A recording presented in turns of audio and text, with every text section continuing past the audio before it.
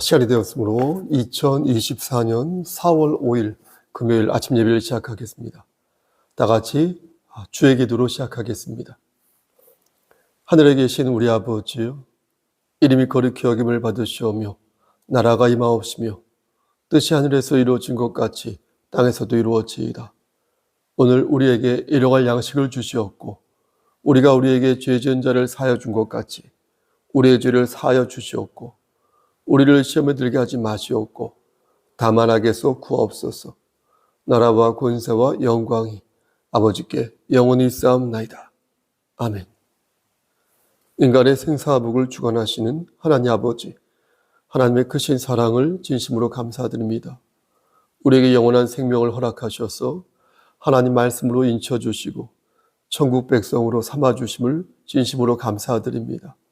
하나님, 우리가 받은 은혜를 감사히 여길 수 있도록 하시고 진리 안에서 진정 기뻐하며 아름답게 성화되어가는 삶 될 수 있도록 주여 은총 베풀어 주시옵소서.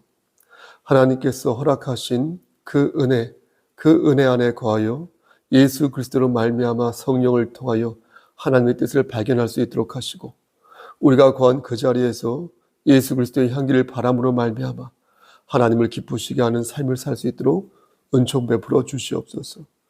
이 시간 간절히 바라고 하는 것은 심신이 연약한 우리의 지체들 위해 기도합니다. 하나님, 저들에게 함께 하셔서 저들의 질병을 치료하여 주시고 저들의 오장육부를 건강하게 만들어 주시고 저들의 세포가 다시 건강하여져서 하나님 말씀 안에서 독수리 날개짓을 할 수 있도록 은혜 베풀어 주시옵소서. 마음이 병든 자가 있습니까? 저들의 무기력함과 우울함을 단방에 날려주시고 하나님 말씀 안에서 주께서 허락하신 그리스도의 평강을 느끼며 열매 맺는 삶 될 수 있도록 은혜 베풀어 주시옵소서. 우리의 자녀들에게 그리고 우리의 부모님에게 함께 하시고 인도하시사 영육의 강건함을 허락하시고 30배, 60배, 100배의 결실을 맺도록 하시고 이 하나님을 경외함으로 인하여 이 세상 살아갈 때 머리가 될진데 꼬리가 되지 아니하도록 하시고 육신의 장막이 벗어지는 그날 될 때까지 장중에 붙잡아 주시옵소서. 부족한 저에게도 함께 하셔서 아름답게 목양할 때 주께서 힘 주시고 부족한 모든 것들을 채워 주시옵소서. 모든 말씀 예수 그리스도의 이름 받들어 감사하며 기도드렸사옵나이다. 아멘. 하나님 말씀 보겠습니다. 아모스 5장 22절에서 27절 말씀입니다. 아모스 5장 22절에서 27절 말씀입니다. 구약성경 제 성경으로 1280쪽입니다. 봉독하겠습니다. 너희가 내게 번제나 소제를 드릴지라도 내가 받지 아니할 것이요 너희의 살진 희생의 화목제도 내가 돌아보지 아니하리라. 내 노랫소리를 내 앞에서 그칠지어다. 내 비파소리도 내가 듣지 아니하리라. 오직 정의를 물같이 공의를 마르지 않는 강같이 흐르게 할지어다. 이스라엘 족속아, 너희가 40년 동안 광야에서 희생과 소제물을 내게 드렸느냐? 너희가 너희 왕 싯굿과 기윤과 너희 우상들과 너희가 너희를 위하여 만든 신들의 별 형상을 지고 가리라. 27절입니다. 내가 너희를 다메섹 밖으로 사로잡혀 가게 하리라. 그의 이름이 만군의 하나님이라 불리우는 여호와께서 말씀하셨느니라. 아멘. 하나님, 이 말씀을 들어 사용하여 주시옵소서. 예수님의 이름으로 기도하였습니다. 아멘. 다음 주 수요일 맞습니까? 수요일에 제21회 국회의원 선거가 있습니다. 저는 한결같이 교회에서는 자신의 정치색을 보여서는 안 된다. 보이는 것이 바람직하지 않다고 생각해 왔습니다. 왜냐하면 자칫 그로 인하여서 성도끼리 다툼이 일어날 수도 있지 않겠습니까? 혹은 목사와 성도 간에 또 파벌이 생길 수도 있지 않겠습니까? 정치색으로 인하여서. 그래서 1절 정치 얘기는 하지 않는 게 좋다라고 말해왔습니다. 그런 생각은 지금도 변함이 없습니다. 아마도 앞으로도 그럴 것입니다. 전 그래서 앞으로도 그렇게 하기 위해서 노력할 것입니다. 하지만 불의를 보고도 외면하거나 거짓을 선동하는 것, 그런 거 있지 않습니까? 그런 거 보고도 모른 척 하지는 않겠습니다. 사회적인 약자를 외면하고 또 강자에게 빌붙어서 이득을 얻고자 하는 교회 있지 않습니까? 그런 교회는 교회가 아니라고 생각합니다. 십자가의 도를 실천했다 이렇게 생각하지 않습니다. 그렇게 거짓을 선동하고 자신의 어떤 정치적인 이득, 목사가요, 혹은 누가, 장로도 마찬가지고 정치적인 이득을 채우기 위해서 하나님 말씀을 곡해하는 자가 있다면 그는 아무리 은사를 많이 가지고 있다고 하더라도 하나님의 징벌을 피하지 못할 것이다 이렇게 생각합니다. 그럼 무엇이 정의이고 무엇이 불의이겠습니까? 여러분, 세상에서는 도덕 원리를 검사하는 방법으로 크게 4가지 방법을 얘기를 합니다. 좀 사족 같지만 덧붙이겠습니다. 하나는 역할 교환 검사법이라고 하는데요. 그러니까 뭐가 진실인지 모를 때에 다른 사람의 입장이 되어보는 것입니다. 역지사지. 그게 역할 교환 검사법입니다. 우리가 하나님의 말씀을 삶에 적용하고자 할 때 원칙은 분명하지 않습니까? 그런데 이 적용이 어려울 때가 있습니다. 그때 역할 교환 검사법을 사용하게 되면 우리는 좀 더 너그럽고 관대하게 타인의 마음을 이해할 수 있지 않을까요? 그 사람의 입장이 되어서 그 사람의 처지를 한번 생각해 보는 것입니다.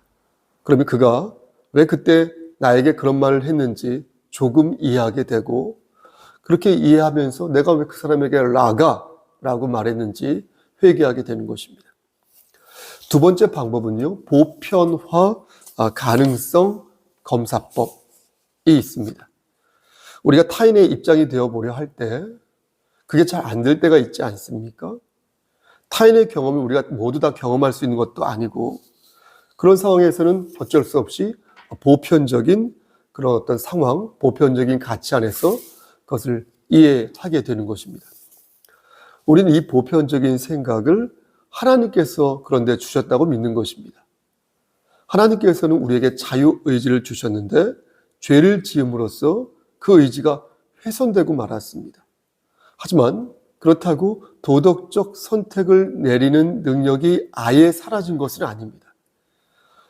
그래서 우리 안에 하나님께서 주신 본래적인 자유, 그 본래적인 자유를 성령 안에서 우리가 잘 만지면 우리는 옳고 그름을 분별할 수 있는 삶을 가급적 많이 살 수 있게 되는 것입니다. 하지만 여기서 중요한 것은 무엇입니까? 인간은 타락한 존재라는 것인데 이것을 우리가 부인하면 우리는 결코 지혜로운 자라 일컬음을 받을 수 없게 될 것입니다. 세 번째 방법은 반증 사례 검사법인데요. 혹시 도덕 원리가 적용되지 않는 반증 사례가 없는지 확인해 보는 것입니다. 그런데 도덕 원리가 적용되지 않는 반증 사례가 왜 없겠습니까?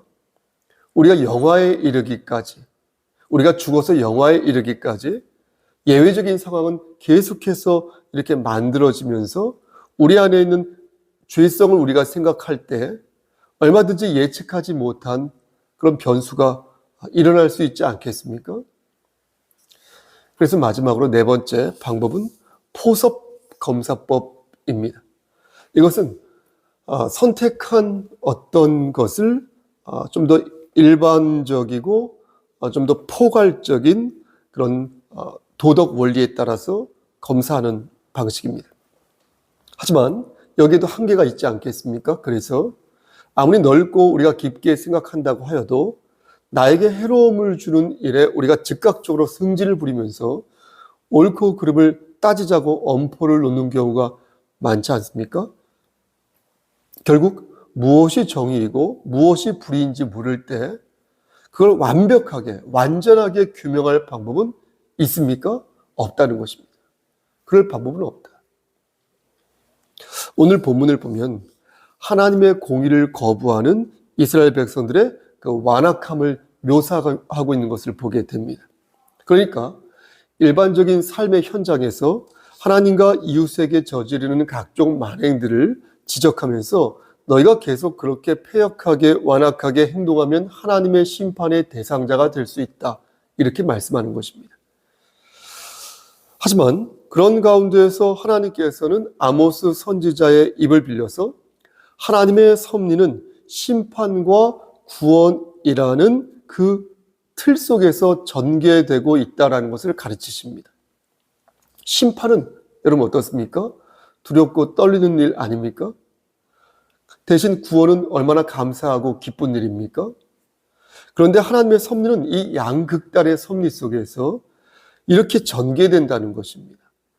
때로는 하나님의 공의가 나타나기도 하고 때로는 하나님의 자비가 나타나기도 하니 회개하는 자들은 하나님의 자비를 맛볼 수 있으나 끝까지 회개하지 않고 버티기는 자들은 어떻게 했습니까?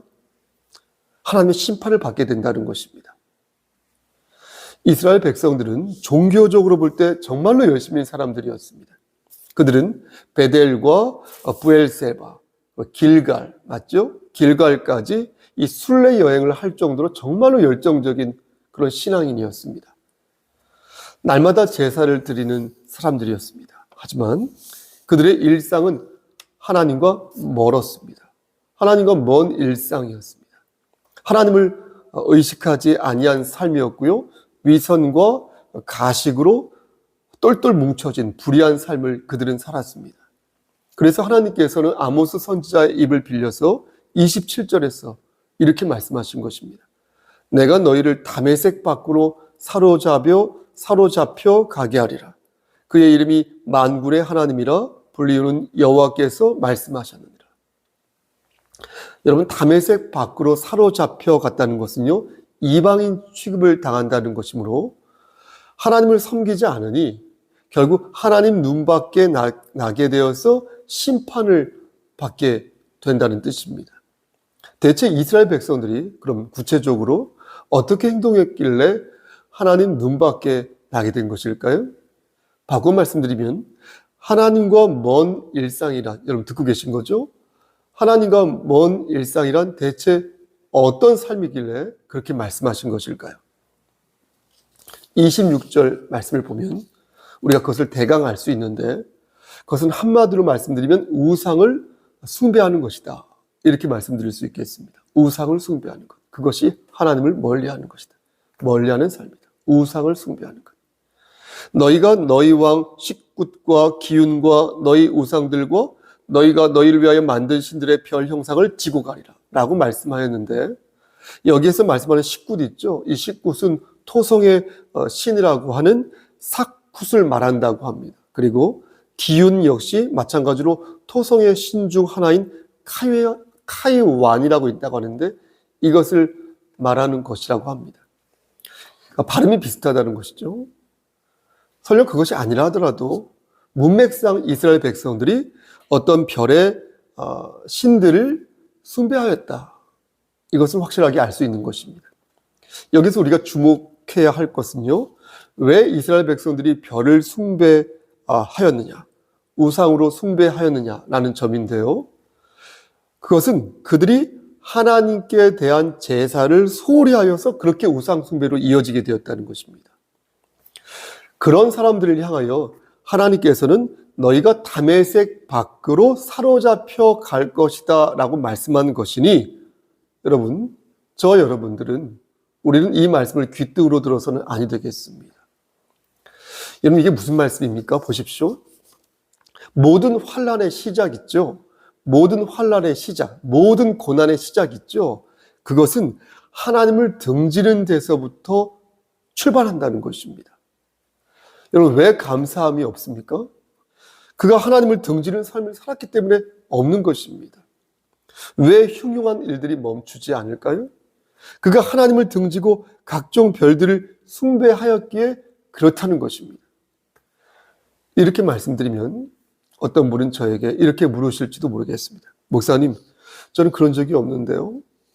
저는 한 번도 예배에 빠진 적이 없는데요. 저는 한 번도 하늘에 떠 있는 별들을 우상으로 숭배한 적이 없는데요. 그러니 저는 억울한데요. 이건 분명 하나님께서 좀 착각하신 것 같은데요. 뭐 착각이라고 말하기엔 좀 못하지만 이렇게 물으실지도 모르겠습니다. 그럼 저는 반문할 수밖에 없습니다. 물론 제 자신에게도 말하는 것이기도 합니다. 무한하시고 영원하시며 완전하신 하나님께서 착각이라고 하실 수 있을까? 부당한 행동을 하실 수 있을까? 우리를 사랑하사 독생자 예수 그리스도를 보내주신 여호와 하나님께서 우리를 아무 이유 없이 근거 없이 내치실 수 있을까? 우리의 머리털을 다 세시고 우리의 일거수 일투족을 꿰뚫어 보고 계신 하나님께서 우리의 삶을 오독하시고 우리의 삶을 오판하셔서 스트라이크를 볼이라고 하고 세이브를 아웃이라고 생각하실 수 있을까?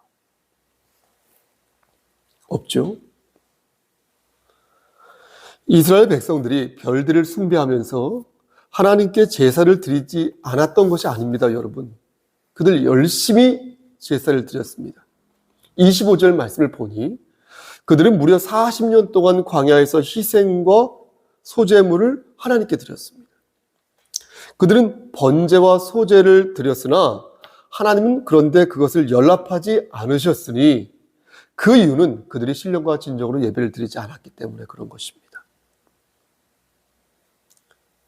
아무리 멋진 예술로 하나님을 찬양한다고 해도 본질이 없는 찬양은 찬양이 아니라는 것이고, 아무리 겉으로 화려한 예배라 하더라도 예배당의 성도들이 신도들이 꽉 미어 터질 정도라 하더라도 하나님 보시기에 아무런 가치가 없는 예배는 이미 예배가 아니다라는 것입니다.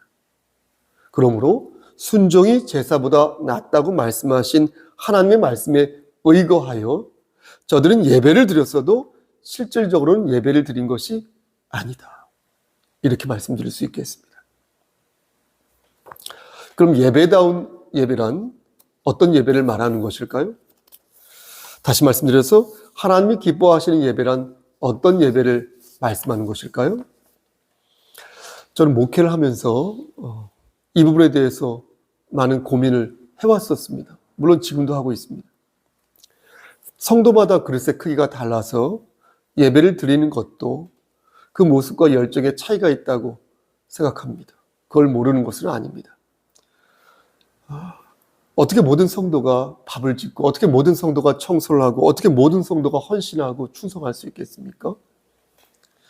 예배당에 나와 예배를 드리는 것만으로도 감사하고 놀라운 일인데 어떻게 볼 때 어찌 모든 성도들이 다 헌신하며 예배를 드릴 거라고 생각할 수 있겠습니까?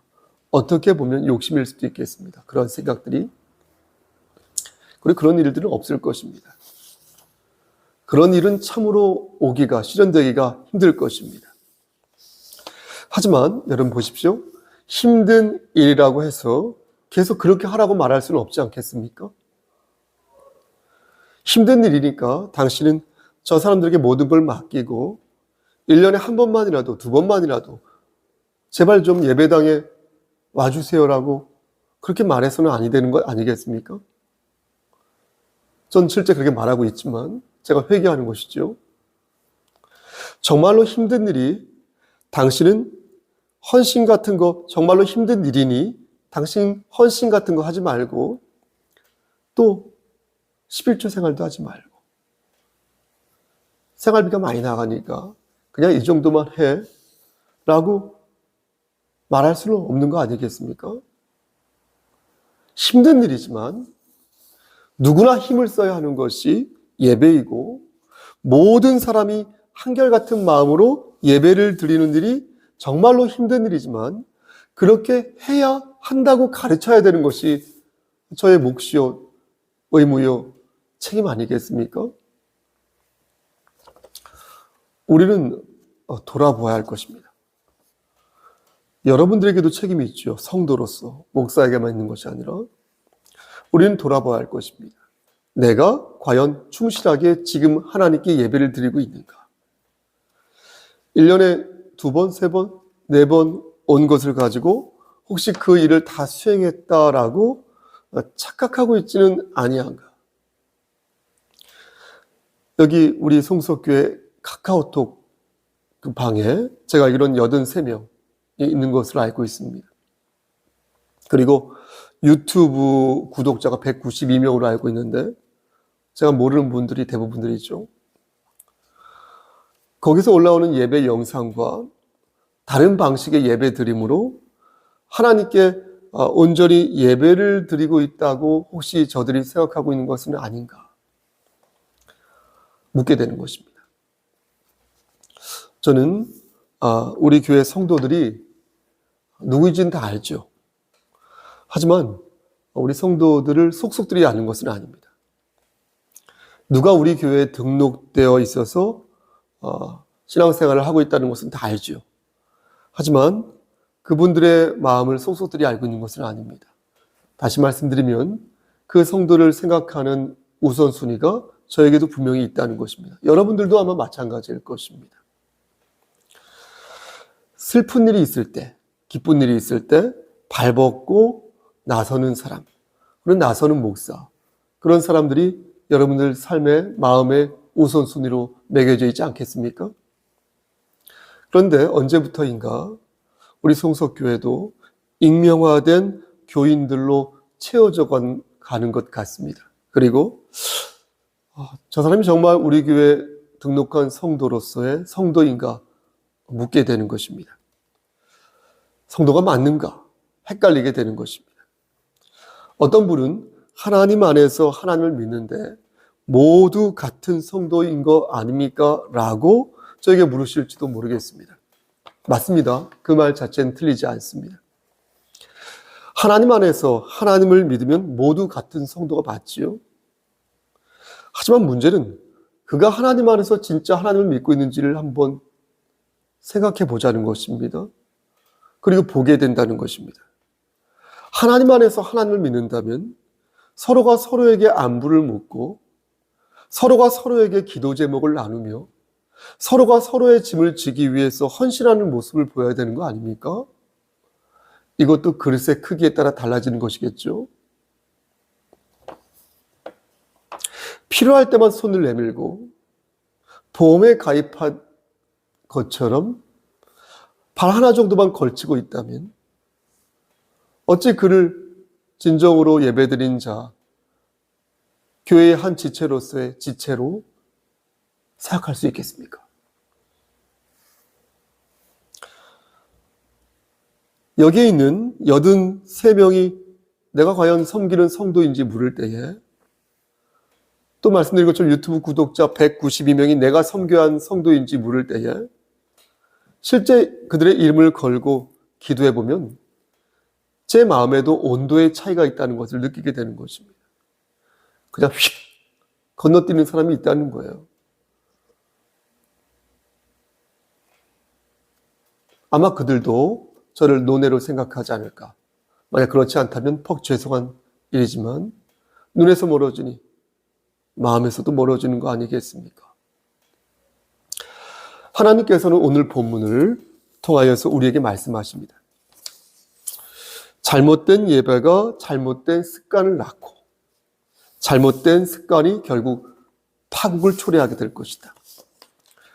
정의를 물같이 공의를 마르지 않는 강같이 흐르게 하고 싶은가? 그래서 자신을 살리고 가정을 세우고 민주주의를 다시 구현하여 이 국가를 반듯하게 세우고 싶은가? 그렇다면 합당한 예배를 드려라. 세상의 별들을 숭배하면서 괜히 간보지 말고 주의 종을 시험하지 말고 장난치지 말고 헌신하듯 순종하듯 여호와 하나님께 예배를 드려라. 그렇게 해야 정의가 물같이 흐를 것이고 인간 사회에 구현된 공의도 마르지 않게 되어서 4월 10일에 올바른 투표도 행할 수 있게 될 것이다. 그러니 헌신하듯 순종하듯 신령과 진정으로 하나님께 예배를 올려라. 예배의 장애가 되는 어떤 마음, 그리고 정욕, 어떤 장애물, 어떤 분주한 요소들을 과감하게 내려놓고 또 세상의 별들을 과감하게 지운 뒤에 예배에만 집중하라. 하나님의 말씀, 그 속에서 역사하시는 하나님의 음성을 듣는데 집중하라. 그리고 주의 종의 입술에서 선포되는 하나님의 말씀을 달게 받음으로 인하여 여러분들이 서 있는 그 자리에서 열매 맺는 삶을 살기 위해 최선의 노력을 경주하라. 이렇게 말씀하십니다. 사랑하는 우리 성석교 성도 여러분, 그렇게 정의가 강같이 흐르는 우리의 삶이요, 우리 교회 공동체가 되기를 우리를 죄에서 구속하여 주신 주 예수 그리스도를 받들어 간절히 축원합니다. 아멘.